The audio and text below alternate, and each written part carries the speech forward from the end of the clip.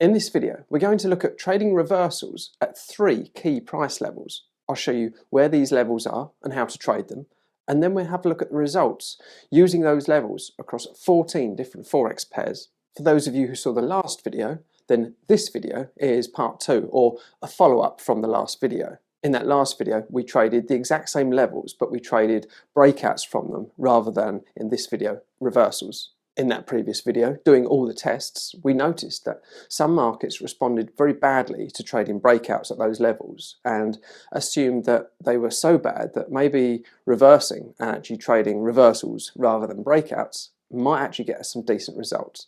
So that's what this video is all about. The key levels which we're looking at are really simple. Anyone can find them and they're not subjective, meaning that the levels which you find will be the same levels as what I find. There's no guessing or estimation. We're simply looking at the previous highs or lows of the daily, weekly, or the monthly bars. So that's 3 levels, or it's actually 6 levels because we're using the high and the low for each of the 3 different time periods. In the previous video, for example, we tested buying if the price broke above the previous week's high, or shorting if it broke down below the previous week's low. However, this time we're trading reversals, so we're going to be doing the opposite. Let's quickly look at an example on the chart. Okay, the rules for this test then are as follows. We're looking to buy the previous, either the day, the week, or the month low, and we're going to use a limit order for that. And we're going to do the opposite. We're going to sell short the previous day, week, month high and use a limit order. For this test, there's no exits or stop loss. It's a stop and reverse strategy, so the exit from a long trade will be when we get an entry to go short and vice versa. Let me show you what it looks like on the chart. On this chart we can see lots of trades and they happen to be all winning trades, but that's not always what they're like. And this chart happens to be a daily chart, but don't take any notice of that. It could be either daily, weekly, or a monthly chart. Let's have a look at the entries. So here we've gone short. So we're in a short trade. Now the only way we're going to get out of this short trade and into a long trade is if the price touches the previous bar's low. So when we're on this bar here, or this day or week or month, then we're looking to buy if price comes down and touches the previous bar's low, which it didn't, so there was no trade. On the next bar here, again, we're going to adjust our order looking at the previous bar's low, which is here, and you can see that at some point during this bar the price did touch that level and it got us into the trade. So we're out of the short trade into the long trade. So now we're in a long trade, we're focusing on the previous bar's highs. So on this bar here we're looking to get out of the long and into a short trade if we touch the previous bar's high, which is here, and notice that we didn't touch that, so no trade. The next bar, we're looking at the previous bar's high, which is now this one, and it did just touch the previous bar's high, so we got into the short trade. And so on. Here, we touched the previous bar's low, so we went long. Here, we touched the previous bar's high, so we went short. Long here at the previous bar's low, etc. I'm going to test 14 different Forex pairs over the 3 different time horizons using data from January 2008 through to June 2023, and all the test results which you're going to see are going to be in pips. Once we've looked at all the test results, then I'm going to pick one market from last week's test, which was trading breakouts, and then one market from this week's test, trading reversals. So we'll have 2 opposing ideas on 2 different markets. I'll put the strategies in a portfolio together to show you how the results trading both the different ideas can work much better than trading either one of the 2 on its own. So hang around until the end of the video to see which of the markets I pick. Let's go and have a look at our first test of results using the daily highs and lows for our reversal points. Here we're using MultiCharts Portfolio Trader to do this testing, and I mentioned we got test data from January 2008 through to the 5th of June 2023.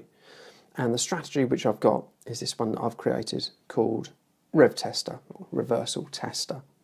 And here's the Forex markets, and you'll notice they are on a 60-minute time frame, but the way that I've programmed the strategy, it's referencing either the daily, weekly or monthly price bars. So at the moment, I've got it referencing the previous daily bars. So let's have a look at the results.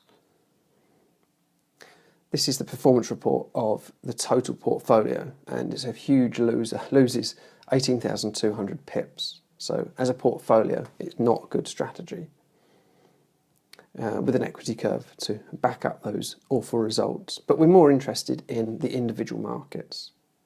So let's go through the individual markets. Australian dollar US is a loser, Canadian Japanese yen is a loser, Euro pound is a loser, Euro yen is a loser, Euro New Zealand is making quite a lot of money, 9,200 pips, with a bad equity curve.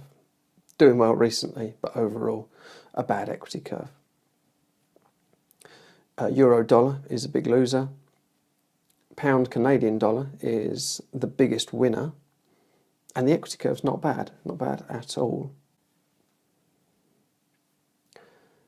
Pound Japanese yen is a huge loser, but we'd expect that because those of you who saw the last video where we were trading breakouts from the same levels, pound yen and dollar yen both did pretty well, so expecting them to do well on a reversal strategy at the same levels is just not going to happen. Pound US dollar is a big loser. New Zealand dollar, Canadian dollar is making quite a lot of money, and again, quite a nice equity curve there. New Zealand US dollar is losing money. US dollar Canadian is making a little bit of money. US dollar Swiss franc is losing some money, and US dollar Japanese yen is losing a lot of money, and you can see by the equity curve. So out of that portfolio, looking at the daily highs and lows, there were a couple of standout markets being pound Canadian dollar and New Zealand Canadian dollar. We've seen a few markets which have positive results, trading reversals on the daily levels, and predictably, the markets which responded well to trading breakouts at those daily levels, like pound yen and dollar yen, have actually done really badly trading reversals. I'm doing these tests, amongst others, to add to a Forex strategy database which we're building here together on YouTube. In each video, I test a new strategy or idea, and then I record the results in a database which you can use as a reference. And I'm giving everybody free access to the database, so if you want to take a look at that and you haven't seen that yet, I'll leave the link to that in the description down below. Each time I make a new video, I'll constantly update the database. But if you'd like to access some more complete trading strategies, then at the moment you can access my free 22-page Beat the Markets strategy guidebook. In the guidebook, I've got 3 more complete strategies which do have pretty decent backtests. If you want to take advantage of that, get it for free, then use the link in the description down below. And if you want even better strategies, you can get 6 more and learn exactly how to trade them in my popular trading course. I know a load of you have already found that very useful, but for those of you who haven't and you want to find out more, then again, the link will be in the description. You can find out how that will benefit you. So let's continue testing, this time looking at reversals from weekly highs and lows. I've adjusted the strategy, and you'd notice I've got this input called my time frame, and now I've adjusted it to 2, which equates to looking at the weekly highs and lows. We had it on 1 before, which was daily, 2 weekly, and 3 will be the monthly when we look at the monthlies. So let's have a look at the performance report. And this is a different picture. Across the portfolio, we're actually making 20,000 pips, so it seems to work much better across the weekly time frame. Equity curve is pretty terrible, but let's have a look at the individual markets. And a lot more of these markets are now positive using the weekly highs and lows. Australian dollar, US dollar, making money, and the equity curve isn't the best, but it's definitely going up. Canadian Japanese yen making a little bit of money. Euro pound making quite a bit, 7,200 pips. Equity curve is not bad. We've got a bit of a drawdown here, but other than that, it's pretty nice.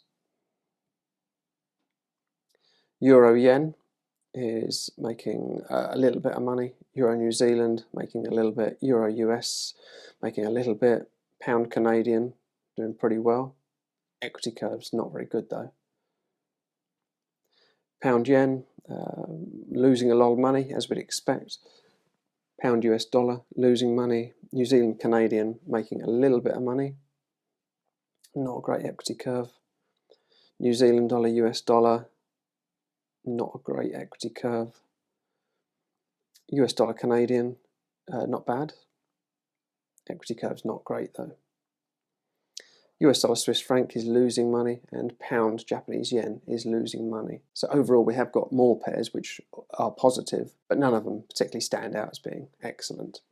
But what about the monthly highs and lows? You can see now that I've adjusted the input to 3 on our strategy, so that means we are referencing the monthly highs and lows. Let's have a look at the performance report. Overall, as a portfolio, making much less money than the weekly, and that's what the equity curve looks like for the portfolio. Looking at the individual markets though, Australian dollar, US dollar is making a little bit of money. Canadian, Japanese yen, making 4,200 pips. That's what the equity curve looks like. Euro pound, moving up, pretty choppy but moving up. Euro yen is making a bit of money this time with a bad equity curve. Euro New Zealand making a little bit of money. Euro dollar is a big loser. Pound Canadian, again making some money on the monthlies. Equity curve's not very good. Pound yen only losing a little bit of money. Pound dollar losing money. New Zealand dollar, Canadian dollar losing money. New Zealand dollar, US dollar losing money. US dollar Canadian making a little bit with a bad equity curve. US dollar Swiss franc is making a bit of money. Equity curve past about this point here is okay. And US dollar Japanese yen is losing money. And that's what the equity curve looks like. Now we've seen the 45 tests trading reversals from, I've picked 2 markets using daily highs and lows to trade both reversals and breakouts from. We're going to use dollar yen to trade breakouts, and we're going to use pound Canadian dollar to trade reversals from. So let's put them together in a portfolio and see what the results are like. I've created this new portfolio now, and you can see we've got strategy 1 and strategy 2. Strategy 1 is using US dollar Japanese yen, and here's the signal or the strategy on the strategy 1, and it's the breakout tester using input of 1, which is the daily time frame. And then strategy 2 is pound Canadian dollar, and we've got the strategy is the rev tester, reversal tester, with an input of 1, which is the daily time frame. So we're looking at the daily highs and lows, but on dollar yen we're buying breakouts, and on pound Canadian we're shorting breakouts of highs and buying breakouts of lows. So we're doing the opposite. So let's look at the performance report. First of all, we look at the individual results, and you'll remember we've already seen these results for pound Canadian. That's what the equity curve looks like. We've seen that already, and in the previous video you would have seen the results for US dollar Japanese yen, buying breakouts of new highs and shorting breakouts of new lows. But let's have a look, now that they're in a portfolio, let's have a look at the overall portfolio level. And we can see together they're making 27,000 pips, and that's what the equity curve looks like, which is much smoother than certainly just the pound Canadian equity curve on its own. So those are 2 of the better markets for each of the 2 different strategies. Of course, remember we haven't got stop losses, and these aren't complete strategies, and at the moment I expect the average trade values are a little bit small to trade. We've got an average trade of 8 pips, so by the time we've taken some costs out of them, it probably will still be profitable, but I'd like to see a larger average trade, and we can do that by making adjustments and improvements along the way. Although those 2 aren't complete, ready-to-trade strategies, they are a solid foundation of which we can improve upon. Seeing those results gives us a much better understanding of how each market moves, and clearly they move very differently to each other. Trying to trade the same strategy on both markets obviously wouldn't work. It might work okay on one, but then terribly on another. Well, that concludes today's video, and I hope you've learned something. Learned something at least about the types of study I do when taking the initial steps to creating a fully working strategy. And I hope you've enjoyed it. If you have, please give the video a thumbs up and hang around for some more algorithmic trading strategy testing. So hopefully I'll see you in the next video. But until then, this is Jared Goodwin, and thank you